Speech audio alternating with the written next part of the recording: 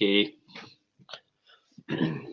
So we gave people a chance to join, but just going to be you and me today, Alex. So this video is about how to conquer fear. So many people struggle with fear, especially when you're starting something new, and it's completely natural, and it's also completely real. You know, there's nothing inherently wrong with being afraid. And most fear today is psychological, right? You're not out there getting attacked by predators, but worry, tension, embarrassment, panic all stem from mismanaged negative imagination. But simply knowing, you know, where this fear comes from doesn't necessarily help us. And so a lot of people will try to tell you, you know, it's all in your head, you know, forget about it, blah, blah, blah. But fear is very real, and it affects the way we think, and it affects the way we feel, and affects the way we act. And it can actually even make people sick, right? It affects your hormones so much that it can actually make you sick.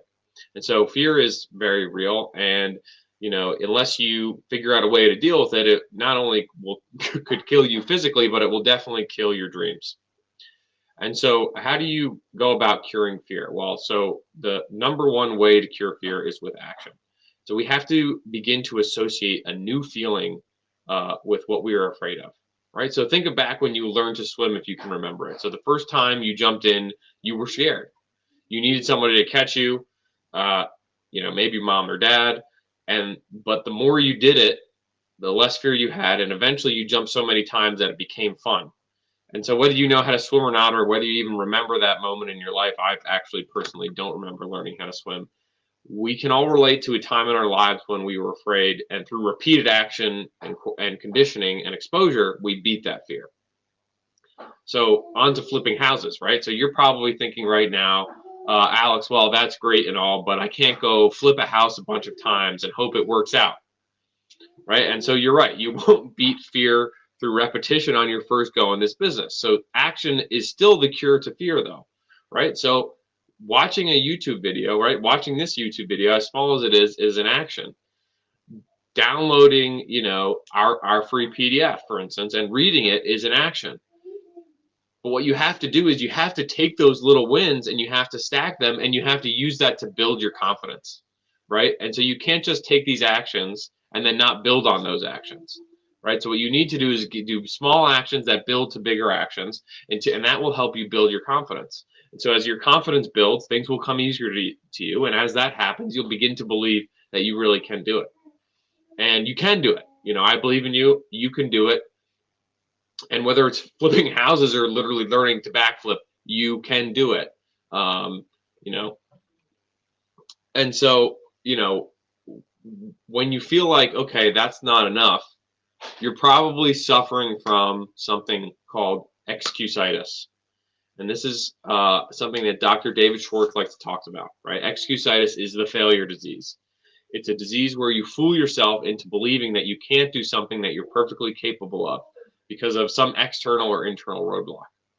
And so there's really four main types: health excusistis, intelligence excusistis, age excusistis, and luck excusistis. Health excusistis sounds something like, my health isn't good. You know, I have heart problems, whatever it is. And so, you know, not to discount the suffering that anybody has because of their poor health or because of disabilities or even because of injuries they've had. It can feel like, and because of that, it can feel like a legitimate excuse at first. However, if you really take a look, you can find people in all walks of life, in all sorts of conditions, who have achieved amazing things. I just watched a video of the other day of a guy who he's paralyzed. He's a paraplegic, and he's an excellent Call of Duty player. He plays the game using a controller that he controls with his mouth. And he is far better than most people I've ever seen play the game. So it's, you know, that's the first example that popped in my head, but you can think of a million where people had major illnesses, major disabilities, and conquered them through effort and through sheer will. And so you don't necessarily need to be, you know, conquering those huge, for the most part, most of us, right, we're not going to have these huge roadblocks in place. It's going to be something small, and again, mostly psychological. So how do we beat this form of excusistis? Well, the first way is to refuse to talk about your health in a negative way, right? So if you're not dwelling on how sick you are, how bad you feel, how tired you are, et cetera, you're not going to feel that way as much. And so in addition to that, what you want to do is you want to feel grateful for the health that you do have, right? Focusing on how healthy you are, the working body parts you do have, the working senses you have, the fact that you can get up out of bed every day in the morning. If you focus on that and be grateful for that, that will improve your health in of itself, and it will also make you focus on how good your health is versus how bad your health is. And so then you want to take, if you are suffering, you want to take steps, right? You want to take steps to improve your health. That's going to be improving your diet. It's going to be exercising every day, even if it's just going out for a short walk. And then, there's other two pieces, which is, again, going back to the psychological side. You need to remind yourself every day that you're going to live until you die, right? It's better to wear out than rust out. You don't want to just be sitting on your couch and, getting rheumatoid arthritis because you're never moving. All right, so that's how you cure health excusistis. So the second form of excusistis is intelligence excusistis. So I'm not smart enough. And so this is usually caused by two different things. One is you underestimate yourself and you overestimate other people. And so we have to not do that, right? You by virtue of being a fully functioning human, are an incredibly intelligent person. And so, and it matters far more what you do with the intelligence you do have, rather than your raw intelligence, right? Talent gets beat by hard work every day of the week. And so that also is, it's important why to have a coach, right? So we have a coach for our business. I have a coach in my personal life. And so if you have systems that work, or your coach knows works, right, and you can put those in place, you don't have to rely on your knowledge as much, and you can rely on the experience of others and the mistakes of others that they've learned from, and you can use this first as a basis, and that way you can be more confident. And so that knowledge will only become power for you if you use the knowledge, right? Knowledge in of itself is not an admirable pursuit. You need to be using that knowledge for something. And so to cure the intelligence excusistis, we are going to never underestimate our own intelligence, and we're never overestimating the intelligence of others. So don't sell yourself short. Concentrate on your strengths and discover what your talents are, right? You're different than everybody else. And it doesn't mean to say, even if your talent is, you're not the best in the world at your talent, that's fine. But there are going to be talents you have where you're better than the general population, right? And that's what you have to focus on and build.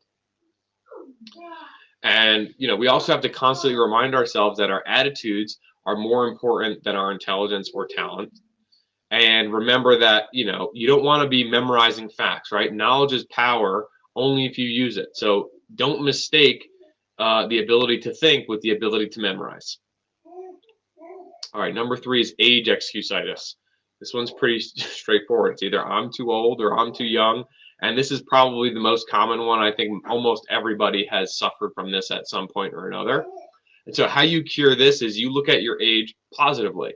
So if you're 50 and you feel too old, just remember that most people start work when they're 20, 25, right?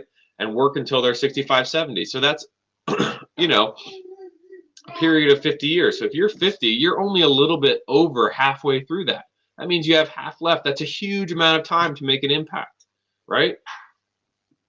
And so if you feel too young, put it into perspective that, your age is your benefit, because you have more energy than the next guy. You're going to have more stamina. And you can remember that experience is what matters. Experience is not what matters, right? But it's the knowledge and how you put it to use, right? That's what gives you the power. And you also want to stop thinking, how we should have started years ago, or whatever, and be filled with regret or what might have been. What you want to do is focus on how you're going to start now. So tell yourself, I'm going to start now. Whatever it is that you're working on or you're afraid of starting, start it now. And one little trick that I use for this that's been very helpful for me, right? It's a little psychological game you can play with yourself. So if you tell yourself you're going to start tomorrow, your brain can't really distinguish between today and tomorrow. So your brain feels like, okay, I'm starting. That feels good. I'm starting, right? And so, but when the time rolls around, you don't actually start because, you don't have the motivation anymore, or you lack the discipline. So one trick that you can use to improve this, the likelihood that you'll follow through, is you can give yourself two options. Instead of I'll start today or I'll start tomorrow, say I'll start right now or I'll start 1 year from now, and then really commit to starting a year from now. So if you're trying to lose, let's just say 10 pounds, you have to look at yourself in the mirror and say, okay, I'm either going to start eating healthy for dinner tonight, even though I had a crappy lunch, or you have to look at yourself and say, you know what, I'm not going to worry about my weight for the next year. I'm not going to diet for another year. And so chances are your brain will say, well, another year, that's a long time. And then you'll be more, and that will cause you to be more likely to take action. Okay, so, after all this, maybe you say, okay, maybe that's all for other people, but I'm different. I've got bad luck. No, you don't. Okay, there is a cause for everything. Nothing happens without a cause. There's nothing accidental. There's nothing accidental about the weather outside today, right? It's all the result of specific causes. And so to conquer luck excusistis, you have to accept that. You have to accept the law of cause and effect. So when you look at someone who you think has good luck, excluding maybe lottery winners, right? You'll find that what they're doing day in and day out is driving their results, right? They're doing good things, which are creating good outcomes for them. And the same is true if you look at people who you think have bad luck, or if you feel like you have bad luck. There's something that you or they are doing that is resulting in your situation, okay?